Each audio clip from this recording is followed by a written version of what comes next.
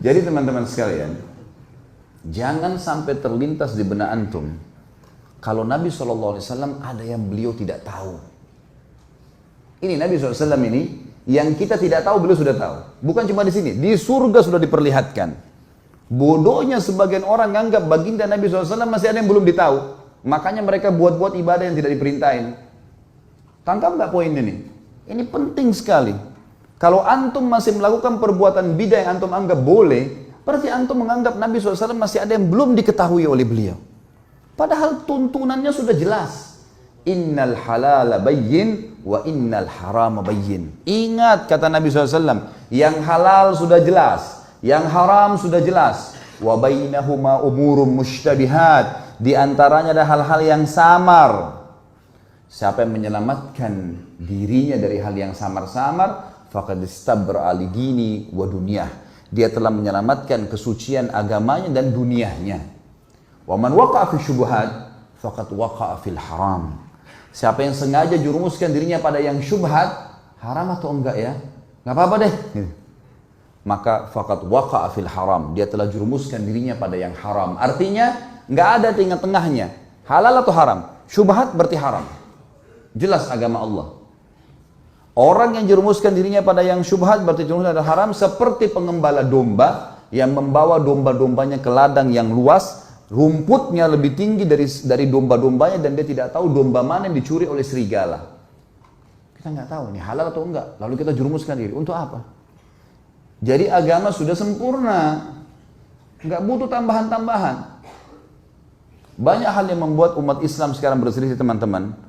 Tapi poin intinya kata ulama adalah mereka semua mengaku kembali kepada Al-Quran dan Sunnah. Semua orang liberal pun yang mengatakan Quran harus direvisi, boleh nikah lintas agama, semua orang agama masuk surga. Banyak syubhat yang mereka lemparkan. Mereka juga mengaku, kami juga kembali kepada Al-Quran dan Sunnah. Tapi Al-Quran yang tidak sesuai dengan akal kami, tidak relevan, kami ganti. Tolak, harus direvisi. Hadis Nabi yang tidak masuk di akal, seperti lalat yang dicelupkan di air, susu kemudian bisa jatuh racunnya, bisa ngobatin. Gak masuk di akal ini. Mereka tolak gitu kan. Semua mengaku berlandaskan Al-Quran dan Sunnah. Tetapi yang membuat mereka menyimpang adalah mereka tidak mengikuti pemahaman salaful ummah. Siapa itu? Sahabat. Mereka anggap ngikutin sahabat itu kuno. Di zaman Nabi SAW itu ya zaman Nabi, zaman sekarang beda, harus diubah. Dan itu yang dikembangkan oleh Kamal Atatürk di Turki. Sampai mengatakan ada istilah Islam Arab, Islam Turki, Islam Persia. Sekarang Indonesia kan baru kena penyakit itu, Islam Nusantara. Zaman dulu sudah ada ini. Sampai Kamal Atatürk ganti azan dalam bahasa Turki. Lama-lama azan dalam bahasa daerah kita nih. Diubah semuanya. Agama Allah nih. Ini bahaya sekali teman-teman sekalian. Makanya memahami Al-Quran dan Sunnah harus sesuai dengan pemahaman salaful ummah atau sahabat. Pegang baik-baik hadis ini teman-teman. Kalau ini antum jadikan pondasi hidup, pegangan hidup, antum akan selalu aman. Ini jaminan, tiket dari Nabi SAW untuk siapapun yang bersyahadat sampai hari kiamat. Kata beliau, Yahudi terpecah menjadi 71 golongan, Nasrani 72 dan umatku 73. Yang 73 yang dibahas. Semuanya lewat neraka dulu.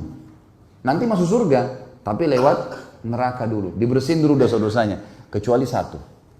Semua kita bertanya siapa satu? Sahabat juga bertanya, Rasulullah siapa yang satu? Masuk surga langsung tanpa hisab deh. Kata Nabi SAW, "Makana ana alaihi wa ashabi." Yang mengikuti aku dan mengikuti sahabat-sahabatku.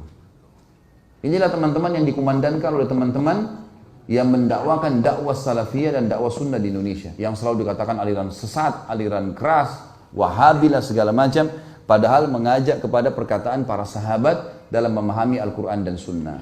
Karena nggak boleh sembarangan. Al-Quran turun pada zaman mereka. Nabi SAW sebutkan hadis zaman mereka.